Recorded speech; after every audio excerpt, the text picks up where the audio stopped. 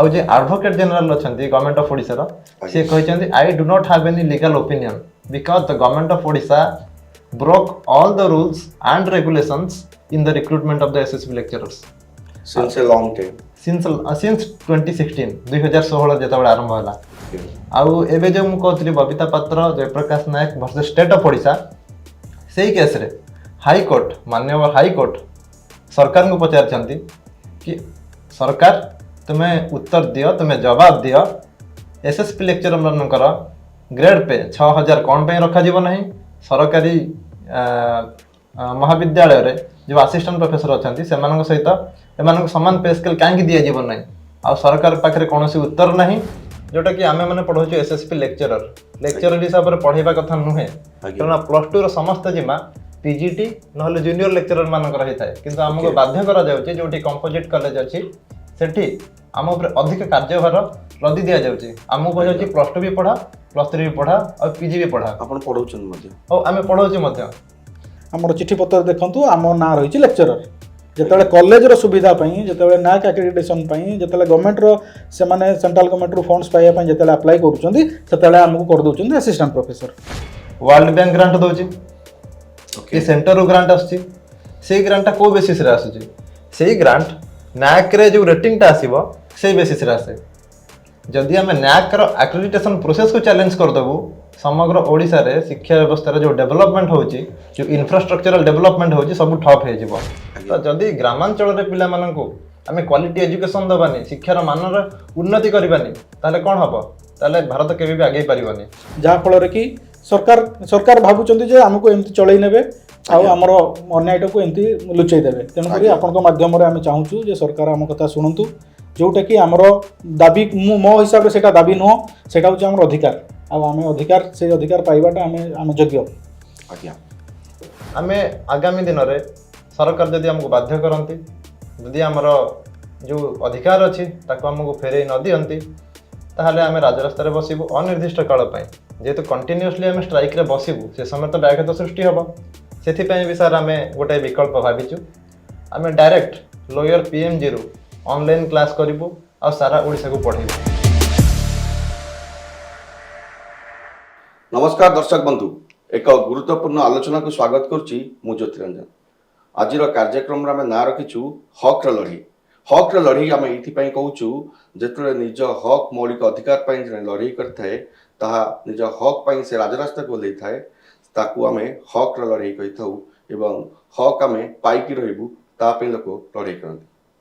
Odisha State Staff Selection Board अपन जानिथिबे जे कि 80% पिला को वर्तमान पाठ पढ़ाउछंती ओडिशा रो विभिन्न जिल्ला रे विभिन्न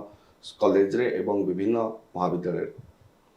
तेबे सेमाने राजरास्ता रे आछंती बारंबार धारणा दउछंती एवं तांका दाबी पूर्ण हो नै 1900 जदि कहबा सीधासलख भाबे कहबा 2016 मसिया रे प्रथम रिक्रूट बाहर थिला एवं 1900 जहाँ रही तथ्य 1999 मसीहा ठू यह बंद हो जाता 1999 मसीह बंद हुई 2016 रे पुणी ओडिशा स्टेट स्टाफ सिलेक्शन तार पदवी सृष्टि करथिला एवं पिला नियुक्ति पाइथिले किंतु आज सबु समान कार्य कले हक आ न्याय दाबी पाइबार विफल होछन सरकार संवेदनशील हेउनाती केउठी ना केउठी जा फल पिला उच्च शिक्षा जो पिला माने पाउछंती से मानकर भविष्यत मध्य अंधार को ठेली जाउची एहा पई सरकार किबली संवेदनशील हेबे से नै आज हम आलोचना रखिबा स्वागत करिवि सर रिव्यू स्टूडियो को आम सहित रहिछंती मानस रंजन साहू जे कि कार्यकारी सभापति रहिछन वर्तमान एवं आउ जन रहिछन आम सहित अध्यापक श्रीयुक्त तथागत राव आपन मध्ये स्वागत करूची अपन देखिथिबे अनेक समय धरी निजर हक निज संघर हक दाबी पई माने लड़ाई कर चलचंती आज से हक र लड़ाई रे आमे दुई जन अतिथि सहित कथा हेबा सर ए लड़ाई आपनकर दीर्घ दिन धरि चलीची अनेक संघर्ष मध्ये हेउची हाई कोर्ट रे केस भी होउची प्रथमे जानिया चाहिबी मानस सर के सर कोन सत्यरे सरकार चाहुनाती आपनकर प्रमुख दाबी गुडी को पूर्ण करे पई ना कौन रोचे जो वैमात्रिक भाव आपन कहीं के अणदेखा करा जाउची जाकि पाठ पढ़ा छाड़ी पिला छाड़ी अपन रास्ता रे बसुन सर्व प्रथमे आउथरे आपन को नमस्कार एवं आम संघ तरफरु उत्कल ब्रॉडकास्ट को आउ तांकर व्यूअर्स मानन को आमे साधुवाद एवं धन्यवाद जनाउची ଯେ ଆପଣ ଗୋଟେ ଭାବିଛନ୍ତି ଯେ ଆମ ସଂଘ ଯେଉଁ ନ୍ୟାୟିକ ଦାବି ରଖୁଛି ତାକୁ ଲୋକଲୋଚନକୁ ଆଣିବା ଦରକାର। ତ ସେଥିପାଇଁ ସଂଘ ତରଫରୁ ଆପଣଙ୍କ ଚ୍ୟାନେଲକୁ ବହୁତ ବହୁତ ଧନ୍ୟବାଦ। ତ ଆପଣ ଯେଉଁ ପଚାରିଲେ ଯେ କାହିଁକି ସରକାର ମାନୁନାହିଁ ବା ଆମ ଦାବି ଗୁଡ଼ାକ ଶୁଣୁନାହିଁ, ପ୍ରଥମେ ମୁଁ କହିବି ଯେ ଏଇଟା ଆମର ଦାବି ନୁହଁ, ବରଂ ଆପଣ କହିପାରିବେ ଯେ ଏଇଟା ହେଉଛି ନ୍ୟାୟର ଲଢ଼େଇ, ଆଜ୍ଞା ଯେଉଁଟା ଆମ ସାଙ୍ଗରେ ଅନ୍ୟାୟ ହେଉଛି। ଅଲରେଡ଼ି ସେଇ ଯେଉଁ ନ୍ୟାୟଟା ଆମେ ଖୋଜୁଛୁ ସେଇଟା ନିୟମରେ ଅଛି। ଆପଣ ଯଦି ଏଜୁକେସନ୍ ଆକ୍ଟ 1969କୁ ଯିବେ ବା ତା ପରବର୍ତ୍ତୀ 1974 ଆମେଣ୍ଡମେଣ୍ଟ 1976 ଏସବୁକୁ ଦେଖିବେ, ତାହେଲେ ସେଥିରେ ଲେଖା ହେଇଛି ଯେ ଆମର ଯେଉଁ ଶିକ୍ଷା ବ୍ୟବସ୍ଥା ଓଡ଼ିଶାରେ ଅଛି, ଆମେ ଯଦି ଯିବା ତାହେଲେ ଦୁଇ ପ୍ରକାର ଶିକ୍ଷା ବ୍ୟବସ୍ଥା ଅଛି। ଗୋଟେ ହେଉଛି ପ୍ରଥମେ ଯେଉଁଟା ଗଭର୍ଣ୍ଣମେଣ୍ଟ ଡିଗ୍ରୀ କଲେଜେସ୍, ସେଇଟା ପାଖାପାଖି ସବୁ କଲେଜର ହେଡ଼କ୍ୱାର୍ଟରରେ କେବଳ ଗୋଟେ ଲେଖା, ଗୋଟେ ଡିଷ୍ଟ୍ରିକ୍ଟରେ କେବଳ ଗୋଟେ ଲେଖା କଲେଜ ଆଜ୍ଞା। ଆପଣ ପାଇବେ। ଦ୍ୱିତୀୟରେ ହେଉଛି ଆମର ଯେଉଁ 488 କାଟେଗୋରୀ କଲେଜ ରହିଲା, ସେ କଲେଜର ଭାର ହେଉଛି ପାଖାପାଖି ଓଡ଼ିଶା ହାୟର ଏଜୁକେସନ୍ ଡିପାର୍ଟମେଣ୍ଟର 80% ପିଲାମାନଙ୍କୁ, ଯେଉଁମାନେ କି ରୁରାଲ ବେଲ୍ଟରୁ ଆସୁଛନ୍ତି, ଟ୍ରାଇବାଲ ବେଲ୍ଟରୁ ଆସୁଛନ୍ତି, ଆଉ ଗାଁ ଗହଳିର ପିଲା ଯେଉଁମାନେ ଅଳ୍ପ ପଇସାରେ ହାୟର ଏଜୁକେସନ୍କୁ ଆଚିଭ୍ କରିପାରିବେ, ସେଭଳିଆ ସୁବିଧା ସୁଯୋଗ ପାଇପାରିବେ, ତାକୁ ନେଇକି ଗୋଟେ ଓଡ଼ିଶା ସରକାର କ'ଣ କରିଥିଲେ ନା ସେତେବେଳେ ଷ୍ଟେଟ୍ ସିଲେକ୍ସନ୍ ବୋର୍ଡ଼ ଗୋଟେ ତିଆରି କରିଥିଲେ, ଆଜ୍ଞା ଯାହାର କି କାମ ହେଉଛି ସେ ସବୁ କଲେଜ ଗୁଡ଼ାକରେ ରିକ୍ରୁଟମେଣ୍ଟ କରିବ। କିନ୍ତୁ ସେଇ ଯେଉଁ ନିୟମ ଅଛି 1969 ନିୟମ କିମ୍ବା ତାପରେ ଯେଉଁ 74 ମୁଁ କହିଲି, ସେଇଥିରେ ଉଲ୍ଲେଖ ଅଛି ନିୟମରେ ଯେ ଆପଣମାନେ ଯେଉଁ ଦୁଇଟା ରିକ୍ରୁଟମେଣ୍ଟ ଏଜେନ୍ସି କରିଛନ୍ତି, କିନ୍ତୁ ତାଙ୍କୁ ଯେତେବେଳେ ସର୍ଭିସ୍ କଣ୍ଡିସନ୍ ଦେବେ ବା ତାଙ୍କୁ ଯେତେବେଳେ ଗ୍ରେଡ୍ ପେ ଦେବେ, ଯେଉଁଟାକି ପେମେଣ୍ଟର ଷ୍ଟ୍ରକ୍ଚର ଆପଣ କହୁଛନ୍ତି, ସେଇଟା ସମାନ ହେବ, ଓକେ ଦୁଇଟା ଯାକ ସମାନ ହେବ। ହୁଁ ତେଣୁକରି ଆମେ ଯଦି ବର୍ତ୍ତମାନ ପରିସ୍ଥିତିରେ ଆମେ ଦେଖିବା, ସେମାନେ ୟୁଜିସିର ଯେଉଁ ଗ୍ରେଡ୍ ପେ 6000 ଗ୍ରେଡ୍ ପେରେ ଅଛନ୍ତି, ଆମେ ଯେଉଁ ଗ୍ରେଡ୍ ପେରେ ପାଉଛୁ ସେଇଟା ହେଲା 4600 ଗ୍ରେଡ୍ ପେ, ଯେଉଁଟାକି ଗୋଟେ ସ୍କୁଲ ବା ଗୋଟେ +2 ଲେଭେଲରେ ଜୁନିୟର ଲେକ୍ଚର ବା ପିଜିଟି ମାନେ ଆପଣଙ୍କର ସେଇଟାକୁ ଆଭେଲ୍ କରୁଛନ୍ତି। ତ ଆମେ ପିଓରଲି ଆମେ ଆପଏଣ୍ଟମେଣ୍ଟ ହେଇଛୁ for the degree colleges. Degree colleges ମାନେ ଯେଉଁମାନେ higher education even post graduation ବି ଆମର ଗୁଡ଼ାଏ କଲେଜରେ ଅଛି। ଆମର ଷ୍ଟାଫ୍ ମାନେ ଯେଉଁମାନେ ଟିଚର ମାନେ ଅଛନ୍ତି ବା ଲେକ୍ଚର ମାନେ ଅଛନ୍ତି, ସେମାନେ ପିଜି +2ରୁ ଆରମ୍ଭ କରିକି ଯେଉଁ କମ୍ପୋଜିଟ୍ କଲେଜ ଅଛି ସେଥିରେ ଆପଣ +2 ବି ପାଇବେ। ତ ଯଦି ଆମେ ଏମିତି ଦେଖିବା ପାଇଁ ଯିବା, ତାହେଲେ ଗଭର୍ଣ୍ଣମେଣ୍ଟ କଲେଜ ମାନଙ୍କ ପାଖରୁ ଆମେ ଆହୁରି ଅଧିକ କାମ କରୁଛୁ। ଆମେ +2ରେ ପଢ଼ଉଛୁ, +3 ପିଲାଙ୍କୁ ପଢ଼ଉଛୁ, ପୋଷ୍ଟ ଗ୍ରାଜୁଏସନ୍ ପିଲାଙ୍କୁ ପଢ଼ଉଛୁ, କିନ୍ତୁ ଯେତେବେଳେ ପେମେଣ୍ଟର ଷ୍ଟ୍ରକ୍ଚର ଆସୁଛି ବା ଯେତେବେଳେ ଅନ୍ୟାନ୍ୟ ସୁବିଧା ସୁଯୋଗ, ସରକାରୀ ସୁବିଧା ସୁଯୋଗ ଆସୁଛି, ସେଗୁଡ଼ାରେ ଆମର ଅନ୍ୟାୟ ହେଉଛି, ଯେଉଁଟା ନିୟମରେ ଅଛି। ଏବଂ ଦେଖିବେ ଆପଣ ଯେଉଁ ହାଇକୋର୍ଟ କଥା ଉଠେଇଲେ ବା କୋର୍ଟର କଥା ଉଠେଇଲେ, ଆମ ସଂଘର କିଛି ଅଧ୍ୟାପକ ଅଧ୍ୟାପିକା ଅଲରେଡ଼ି କେସ୍ରେ ମାନେ କୋର୍ଟର ବି ଅର୍ଡ଼ର ଅଛି, କିନ୍ତୁ ସରକାର ଏପର୍ଯ୍ୟନ୍ତ ତାଙ୍କର ଯେଉଁ କଣ୍ଟେମ୍ପ୍ଟ ହେଇଛି ତାଙ୍କ ନାଁରେ ସେ ଯାଉନାହାନ୍ତି, କୋର୍ଟକୁ ଫେସ୍ କରୁନାହାନ୍ତି, ଯାହାଫଳରେ କି ସରକାର ଭାବୁଛନ୍ତି ଯେ ଆମକୁ ଏମିତି ଚଳେଇ ନେବେ ଆଉ ଆମର ଅନ୍ୟାୟଟାକୁ ଏମିତି ଲୁଚେଇ ଦେବେ। ତେଣୁକରି ଆପଣଙ୍କ ମାଧ୍ୟମରେ ଆମେ ଚାହୁଁଛୁ ଯେ ସରକାର ଆମ କଥା ଶୁଣନ୍ତୁ, ଯେଉଁଟାକି ଆମର ଦାବି, ମୋ ହିସାବରେ ସେଇଟା ଦାବି ନୁହଁ, ସେଇଟା ହେଉଛି ଆମର ଅଧିକାର, ଆଉ ଆମେ ସେଇ ଅଧିକାର ପାଇବାଟା ଆମେ ଯୋଗ୍ୟ। ଆଜ୍ଞା। ତ ଆଉ ଗୋଟେ କଥା ତଥାଗତ ସାର୍ଙ୍କୁ ଜାଣିବାକୁ ଚାହିଁବା, ଆପଣମାନେ ଯେଉଁ କଥା ମାନସ ସାର୍ ଏବେ କହିଲେ ଯେ ଏଇଟା ଆମ ଦାବି ନୁହଁ, ଏଇଟା ଆମେ ଅଧିକାର, ଆଉ ଏହା କେତେ ଯୁକ୍ତିଯୁକ୍ତ, କୋଉ ନିୟମ ଅନୁସାରେ ଆପଣ କହିବେ ଯେ ଆପଣ ଏହା ପାଇବା ପାଇଁ ହକଦାର? ପ୍ରଥମତଃ ସମସ୍ତଙ୍କୁ ନମସ୍କାର। ମୁଁ ତଥାଗତ ରାଉତ, ବାଣିଜ୍ୟ ବିଭାଗର ଅଧ୍ୟାପକ, ବର୍ତ୍ତମାନ ଓଡ଼ିଶା ଷ୍ଟେଟ୍ ସିଲେକ୍ସନ୍ ବୋର୍ଡ଼ ଲେକ୍ଚରର୍ସ ଆସୋସିଏସନ୍ର ଜଏଣ୍ଟ ଟ୍ରେଜରର ଅଛି। ତ ବର୍ତ୍ତମାନ ପ୍ରଶ୍ନକୁ ଆସିବା, ଯଦି ଆମେ ଦେଖୁଛେ ଯେମିତି ସାର୍ ପଚାରିଲେ କି କେଉଁ ନିୟମ ବଳରେ ଆମେ ଏଇଟାକୁ ଅଧିକାର ବୋଲି କହୁଛୁ, ଆମେ ମନା କରୁଛୁ ଏଇଟା ଆମର ଦାବି ନୁହେଁ, ଏଇଟା ଆମର ଅଧିକାର। ସେଇଟା ଖାଲି କେଉଁ ନିୟମ ନୁହେଁ, ଆଜି ପର୍ଯ୍ୟନ୍ତ ସମସ୍ତ ନିୟମ ଯାହା ଓଡ଼ିଶା ସରକାର ପ୍ରଣୟନ କରିଛି, ଯାହା ୟୁଜିସିର ନିୟମ ଅଛି, ସମସ୍ତ ନିୟମ ହିସାବରେ ଆମେମାନେ 6000 ଗ୍ରେଡ୍ ପେ ପାଇବା କଥା। ଆଉ ଆମେ ଗଭର୍ଣ୍ଣମେଣ୍ଟ କଲେଜରେ ଯେଉଁ ଆମର କାଉଣ୍ଟର ପାର୍ଟ ରହୁଛନ୍ତି, ଆଜ୍ଞା, ସେମାନଙ୍କ ସହିତ ଆମକୁ ସମାନ, ଖାଲି ଫିନାନ୍ସିଆଲ ବେନିଫିଟ୍ ନୁହେଁ, ଯେଉଁ ନନ୍ ଫିନାନ୍ସିଆଲ ବେନିଫିଟ୍ ବି ଆସୁଛି ତା ସହିତ ବି ସମାନ ମିଳିବା କଥା। କେମିତି? ପ୍ରଥମେ ଆମର ଆପଣଙ୍କୁ ବୁଝିବା ପାଇଁ ପଡ଼ିବ ଓଡ଼ିଶାରେ ଉଚ୍ଚଶିକ୍ଷାର ବ୍ୟବସ୍ଥା କେମିତି ଚାଲିଛି, what is the structure of higher education in the state of Odisha. Okay. ଆଉ କେଉଁ ନିୟମ ବଳରେ ଏଇସବୁ ଜିନିଷ ଚାଲୁଛି, ନିୟନ୍ତ୍ରିତ ହେଉଛି, କଣ୍ଟ୍ରୋଲ୍ଡ ହେଉଛି। ଓଡ଼ିଶା ଏଜୁକେସନ୍ ଆକ୍ଟ 1969 ତା ଅଣ୍ଡରରେ ଆମେ କଣ୍ଟ୍ରୋଲ୍ଡ ହେଉଛୁ। ସେଥିରେ ଦୁଇଟା ଷ୍ଟାଚ୍ୟୁଟରୀ ଏଜେନ୍ସି ଓଡ଼ିଶା ଗଭର୍ଣ୍ଣମେଣ୍ଟ କଲା, ଗୋଟେ OPSC ଆଉ ଗୋଟେ SSB। OPSC ଆପଣ ଜାଣିଛନ୍ତି, SSB ହେଉଛି ଷ୍ଟେଟ୍ ସିଲେକ୍ସନ୍ ବୋର୍ଡ଼, ଯେଉଁଟାକି एडेड कॉलेज रे जो डायरेक्ट पेमेंट पोस्ट अछि ता पे रिक्रूटमेंट करिवो आज्ञा ए दुटा भितर डिफरेंस खाली एटा कि एडेड कॉलेज रे रिक्रूटमेंट एसएसबी करिवो आउ हमर गवर्नमेंट कॉलेज रे रिक्रूटमेंट करिवो ओपीएससी आज्ञा आउ किछि डिफरेंस नाही आउ जदि हम 1974 मसिया ओडिसा एजुकेशन रूल्स देखिबा सेही रूल नंबर 9 रे लिखा हेछि कि गवर्नमेंट कॉलेज रे जेतिकी पाइबे एडेड कॉलेज रे एम्प्लॉय माने भी सेतिकी पाइबे एटा गला 1974 मसिया रूल आज्ञा आपण कहली 1969 1974 एबे जिबा 1990 मसिया को 1990 मसिया रे government of Odisha gazette notification बाहर कला कि what will be the qualifications to be a lecturer in the aided institutions of state of Odisha okay जो थिरे कि से सम्मान रखिला गवर्नमेंट कॉलेज रे जहा क्वालिफिकेशन रहिबो हमर एडेड कॉलेज रे से क्वालिफिकेशन रहिबो आउ पे स्केल गवर्नमेंट कॉलेज रे जेति कि रहिबो सेटा सम्मान रहिबो हमर एडेड कॉलेज मानक पय ए पर्यंत क्लियर ता पर स्टेप को हमें जिबा 2016 मसिया 2016 मसिया रे कौन हैला ओडिशा गवर्नमेंट यूजीसी रूल को मानी लेक्चरर पदवी जहाँ भी अच्छी लेक्चरर पदवी को रिडेजिग्नेट कला असिस्टेंट प्रोफेसर हिसाब रे आज आम जो ये कथा होचे आजिर दिन रे आजिर डेट रे लेक्चरर बोली कौन सी गोटे पोस्ट नहीं यूजीसी हिसाब रे लेक्चरर बोली कौन सी गोटे पोस्ट नहीं समस्ते होचंदी असिस्टेंट प्रोफेसर जो माने ग्रेजुएशन स्टूडेंट मानन को पढ़ाउचंदी जो माने ग्रेजुएशन छात्र छात्री मानन को पढ़ाउचंदी से माने होचंदी असिस्टेंट प्रोफेसर एक कथा मु कहूनी एक कथा कहूची ओडिशा ऑफिशियल गेजेट नंबर 633 जोटा के हितला 4 एप्रिल 2016 रे आज्ञा आ सेटा को के बाहर करथिले सेटा को बाहर करथिले जीवीवी शर्मा सेतबेल थिले principal secretary to the government of Odisha ता हिसाब रे lecturers are redesignated as assistant professors and the pay scale will be with academic grade पे 6000 academic grade पे 6000 रहिबो कहार हम समस्तଙ୍କର सैलरी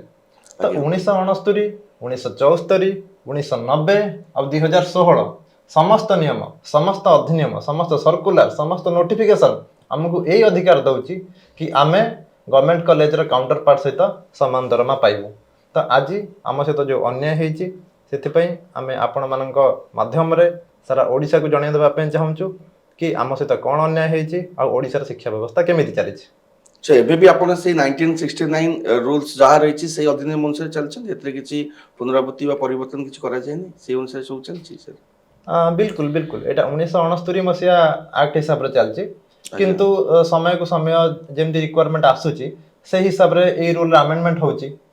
किंतु ओडिसा समस्त शिक्षा व्यवस्था ए ओडिसा एजुकेशन एक्ट 1969 द्वारा नियंत्रित आज भी आज्ञा जेतेबेले आपण हायर डिग्री पिला मानन को पढाउछंती ग्रेजुएट पिला मानन को पढाउछंती जो माने कि राष्ट्र निर्माण करिवे एवं गोटे बड़ भविष्यत नै कि जिवे जदि आपण गोटे सैटिस्फैक्टरी सैलरी न पाइबे आपनकर जहा हक जा कहउछंती पाइबा कथा न पाइबे तबे आपण केमति गुणात्मक शिक्षा दे भाबुछंती तो आपण केउटना केउटि तो पछई जिवे ना आज्ञा गोटे आज्ञा बिल्कुल सर एठी हमर गांधीजी महात्मा गांधीजी गोटे छोट जिनस मु कहया पे चाहूची गांधीजी कहिथिले गांडा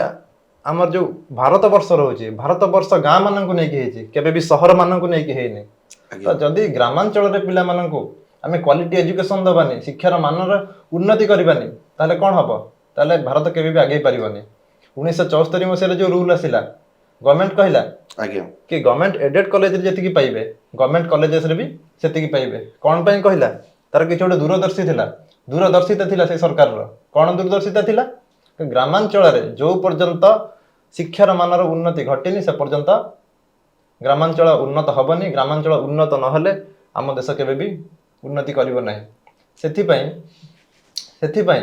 से माने अधिक प्राधान्य देथिले एडेड कॉलेज मानकू जोठी ओडिसा रो 80% छात्र छात्री निजर उच्च शिक्षार आकांक्षा को परिपूर्ण करंती आज्ञा आपण एबे नुआपड़ा राजखरे रोड पाखरे गुजने कॉलेज रे पाठ पढाउछंती सेटा तो आमे देखुछु नुआपड़ा बहुत पछरे रहिछि और जदी विकसित जिल्ला गुडी के भीतर देखिबा नुआपड़ा बहुत पछरे रहिछि सेठारे आपण पिलाउन पढाइते कोन समस्या वर्तमान फील करछंती सर मु जदी कहिबी स्ट्रेंथ रहउछि हमर +3 जोटा कि रहिला हमर स्नातक रे प्रति वर्ष 64 जन छात्र तो 3 ବର୍ଷରେ 64 ଗୁଣନ 3 मोटा मोटा आपण धरंतु 200 आज्ञा आ +2 जोटा कि आमे माने पढौछु एसएसपी लेक्चरर हिसाब रे पढेबा कथा नुहे कारण +2 रो समस्त जिमा पीजीटी नहले जूनियर लेक्चरर मानकर हेताय किंतु हमको बाध्य करा जाउची जोटी कंपोजिट कॉलेज अछि सेठी हम ऊपर अधिक कार्यभार लदी दिया जाउची हमको कह जाउची +2 भी पढा +3 भी पढा और पीजी भी पढा आपण पढौछन मध्ये और आमे पढौची मध्ये तो +2 रे सेठी पाखा पाखी 200 2 वर्ष रे 200 युक्त +3 रे 200 400 जन छात्रन को मु पढौतिली मु तो से 400 जन छात्रन मानक भितरे जो समस्या आपण कहिले कोन कोन समस्या देखुथिले सेटा गोटे पछुआ एरिया तो सेमिति किछि असुविधा नै मु ए जगह छात्र मानक पढेले से माने जहा करि परिबे सेठी पढेले से माने ताठरो जीवन में अधिक किछि सफलता हासिल करि परिबे खाली तांकर गोटे भलो मेंटर रो आवश्यकता रहिछि तांकर गोटे भलो टीचर रो आवश्यकता रहिछि आज्ञा आपण मध्ये रायरंगपुर कॉलेज रे रहिसंती सेठी पाठ पढौचंती तो सेठी कोन देखुछन जते आपण गोटे निजर हक पाइबारे बा निजर राज्य प्राप्य पाइबारे आज पछी जाउछंती तो सेठी केउंटा केउंटा आपण कष्ट हेले मध्ये पिला मान सहित जोडी हेबो रहया पड़छि पाठ पढेबा को पड़छि तो सेठी गोटे जतले दरमा स्केल रो उच्च नीच तारतम्य देखिया पड़छि सब समान काम करिकी से परिस्थिति रे कोन कोन समस्या आपण सम्मुखीन होबा पड़छि देखंतु हमर एसएसबी रो जो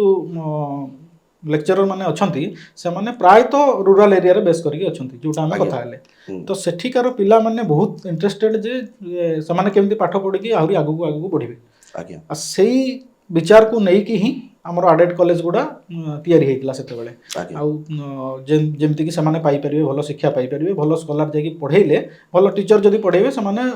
आगु को जाई परिबे आज्ञा किंतु आम प्रति जो अन्याय होउची हमर सार मैडम माने जो अछंती से माने कोठ ना कोठी गोटे तांको मन भितर फील आसुची जे आमे क्वालिफिकेशन आपनकर समान आज्ञा हमर जो एडेड कॉलेज रे सार मैडम माने अछंती आपण देखिबे जेएनयू टू आरंभ करके आईआईटी नाइजर सेइठू पीएचडी सारी की समाने आसिकी एठी जॉब करचंती तापरे आपनकर तांको भितर किछि गाइड भी हेलेनी रिसर्च स्कॉलर भी समाने प्रोड्यूस करूचंती तो तांको पाखरे किछि ना किछि क्वालिटी अछि बोली समाने भाबुचंती तांको प्रति अन्याय होउची आ जोटा भी अन्याय होउची सरकार सेटा को से जो भूल करिचंती जो भूल हेइ जाईची से भूलटा को तुरंत रेक्टिफाई करले आमे भाबुचु एबे जो न्यू एजुकेशन पॉलिसी लागू हेलानी ओडिसा रे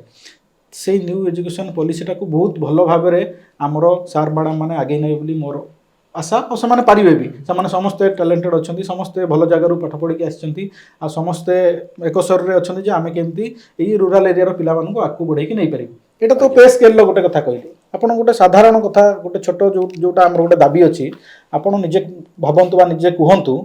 आमर सरकार गोटे लीव रो व्यवस्था करते जोटा कि पीरियड्स लीव जोटा कि आमर अध्यापिका माने महिला कर्मचारी विभिन्न क्षेत्र में पाइपर किंतु आपण भावंतु आम एसएसबी रे जो महिला लेक्चरर माने अछंती समान कोन महिला लोहंती कि ना समान कोन एई लीव को पाइबा हकदार नहो कि निहाती हकदार आके तो सेटा भी गोटे छोट जिंस जोटा कि जोथरे ना पैसा पड़िबो बहुत बड़ जिंस जदी जणे अवेल करि पड़ची से लीव को आउ जणे केमती पाइ परिबनी समान समस्त पे लागू होता किंतु आपण क्षेत्र एटा जम लागू होनी आम क्षेत्र लागू होनी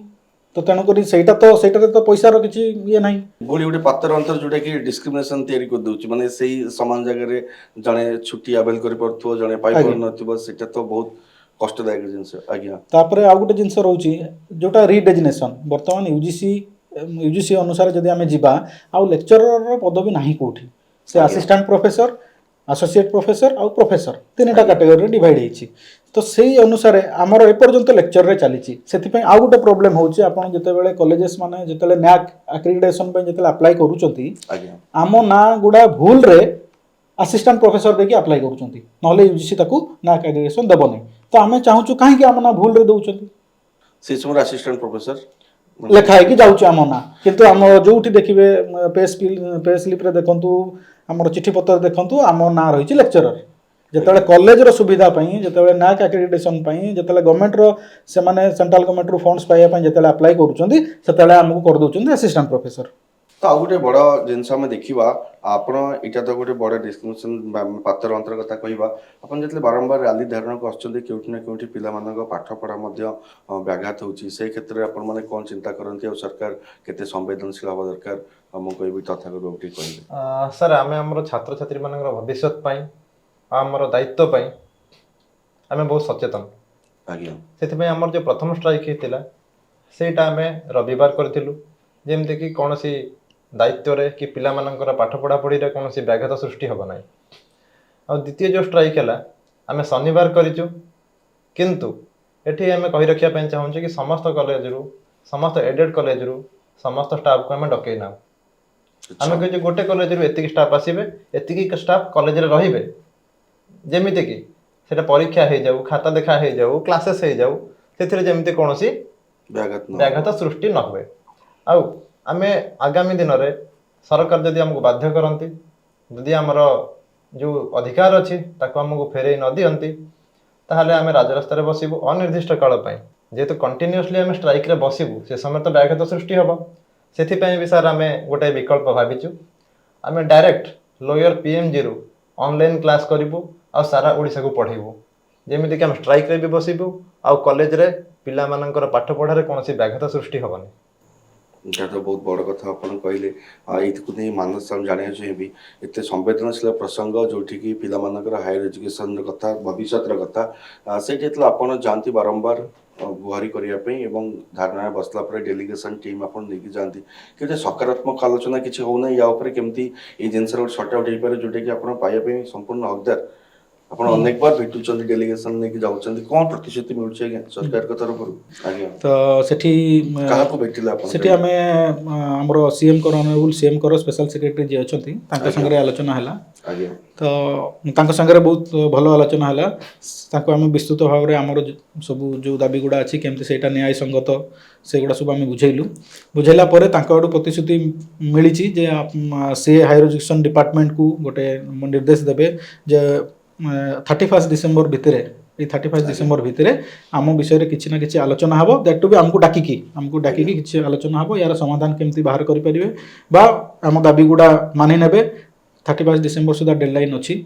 ଆମେ ବି ଆଶା କରୁଛୁ ସରକାର, ଯେଉଁ ନୂଆ ସରକାର ତାଙ୍କର ଇସ୍ତିହାରରେ ଦେଇଥିଲେ ଯେ ସମାନ କାମକୁ ସମାନ ଦରମା, ଆଉ ଯେଉଁ ପାତର ଅନ୍ତର ସିଏ ଆଉ ଦେଖିବେ ନାହିଁ,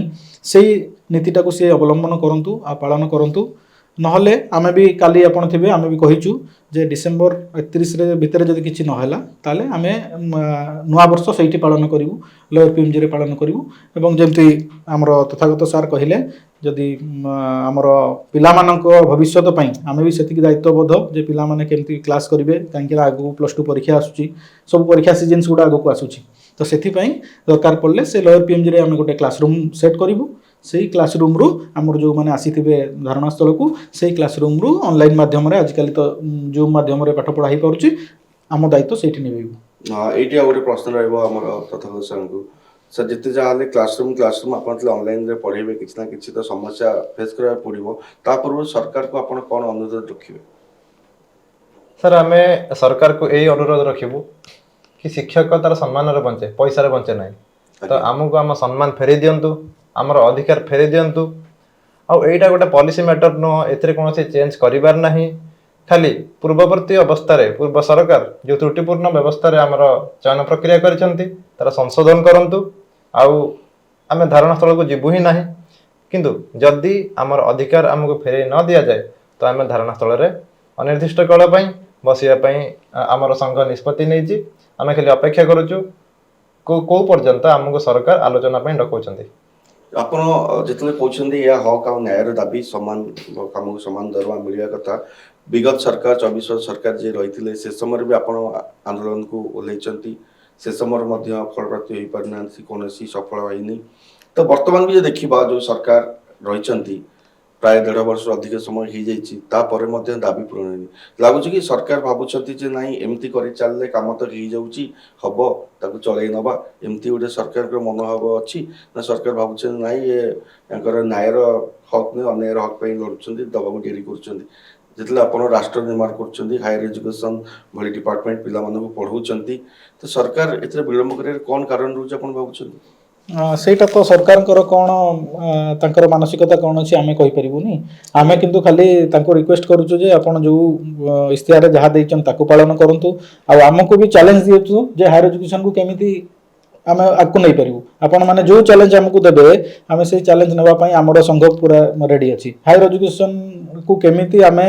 गोटे ओडिशा हायर एजुकेशन को पूरा स्टेट लेवल पूरा नेशनल लेवल ले आउ इंटरनेशनल लेवल ले पहुंचाई पारिबा सेति पई भी आमे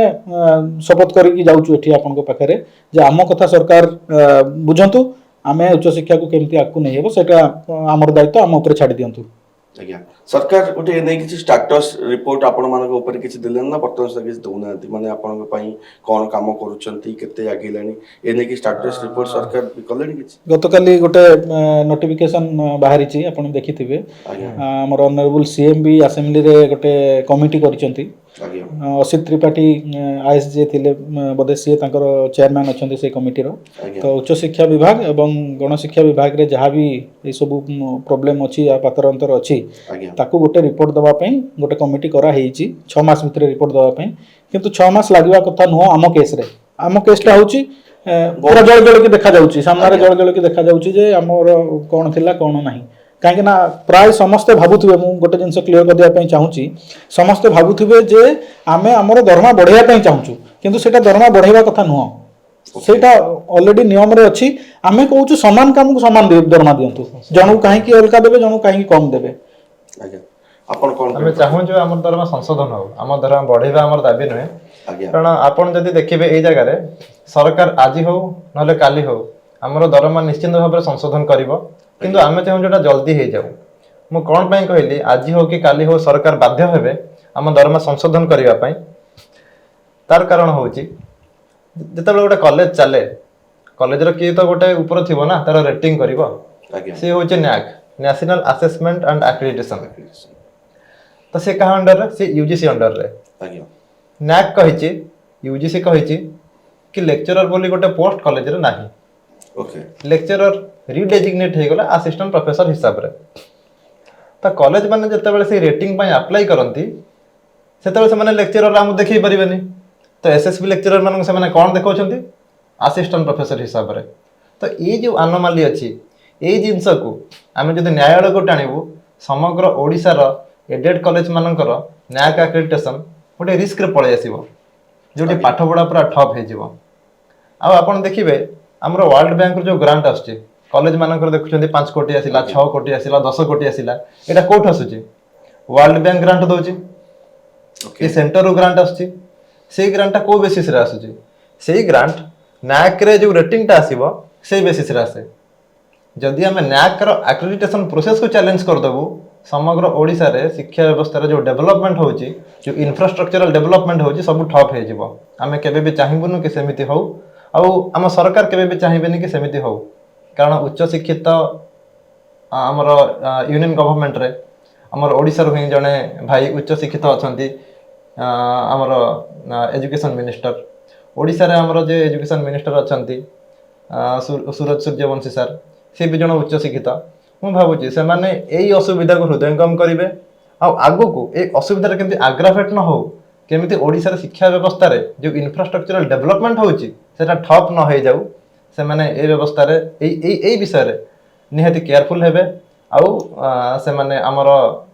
अधिकार को मानि नै जिवे हमर पे स्केल को संशोधन करिवे बर्तमान तो समय सरिश्र अछि शेष प्रश्न रहिबो जदि जो कमिटी गठन हे आपण कहउछंती एवं ता विचार विमर्श करूची आपण भी दाबी रखछन जे नवा वर्ष डिसेंबर 31 सुधा कोनोसी सकारात्मक उत्तर न आसले पुनि धारणा बसिबे तेबे कोन जदि सकारात्मक उत्तर न आसला तेबे नवा वर्ष अध्यापक अध्यापिका मानकर राजरास्ता घटिबो गांधी मार्ग रे जेमति भाई कहउतले सेटु पाठ पड़े आगे जदि आम संगे किछि आलोचना न हला बा से कमिटी हो किबा हायर एजुकेशन डिपार्टमेंट आम संगे किछि आलोचना न कले ताले आमे निष्पत्ति नैचु नवा वर्ष आमे लॉयर पीएमजी रे काटिबो बोली धारणा अनिर्दिष्ट काल पय चलेबो अनिर्दिष्ट काल पय चलेबो आमे पाठ पढ़ा भी सेठ हो पाठ पढ़ा भी सेठ हो निहाती एक गुरुत्वपूर्ण प्रसंग कथा उठेछंती उच्च न्यायालय जो केसेस रहिछि तार स्टेटस बे कोन अछि आपण भी दर्शक बंधु जणै परिबे मोटी कहि रखिया पे चाहूची उच्च न्यायालय रे हमर गोटी केस नाही हमर एकाधिक केस अछि Amiya Ranjan Barik versus State of Odisha Babita Patra versus State of Odisha Jayaprakash Nayak versus State of Odisha advertisement case ready reckoner case बहुत गुडे केसेस करिछु कारण सरकार समस्त नियम को खोला खोली भाव उल्लंघन करके हम चयन प्रक्रिया करछंती तो सही केसेस रे हमें कोन करछु सरकार को चैलेंज करिछु कि आपण जो रिक्रुटमेंट रो एडवर्टाइजमेंट बाहर करछंती आज्ञा सेटा को रूल बेसिस रे कि को एक्ट बेसिस रे बाहर करछंती जेते बेले सरकार गोटे चाकरी दउची प्राइमरी स्कूल हो हाई स्कूल हो कॉलेज हो आज्ञा से चाकरी जो एडवर्टाइजमेंट बाहर अछि से एडवर्टाइजमेंट रे जो सब रहुची पे स्केल केते हबो सर्विस कंडीशन कोन रहिबो ताकू तो किछि गोटे एक्ट और रूल नियंत्रण करछि तो को एक्ट और रूल हिसाब रे आपण करछंती आ सरकार तरफ कौन उत्तर मिली ना कारण पाखे कौन उत्तर ना आउ जे एडवोकेट जनरल अच्छा गवर्नमेंट ऑफ ओडिशा सी कहते आई do not have any legal opinion because the government of Odisha broke all the rules and regulations in the recruitment of the SSB lecturers since a long time since 2016 2016 जेतबेले आरंभ होला okay आउ एबे जो मु कहतली बबीता पात्र Jayaprakash Nayak versus State of Odisha सेही case रे high court माननीय हाई कोर्ट सरकार को पचार कि सरकार तुम्हें उत्तर दियो तुम्हें जवाब दियो एसएसपी लेक्चर मानकर ग्रेड पे 6000 कौन पे रखा जीव नहीं सरकारी महाविद्यालय रे जो असिस्टेंट प्रोफेसर अच्छा से सहित एम समान पे स्केल कहीं दि जीव नहीं आ सरकार पाखे कौन उत्तर नहीं आठ बहुत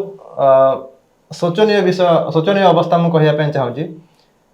कि से जो पिटिशनर अच्छा पिटिशनर तरफ दुईटा कंटेम्प्ट एपर्तन पड़ सारा आज्ञा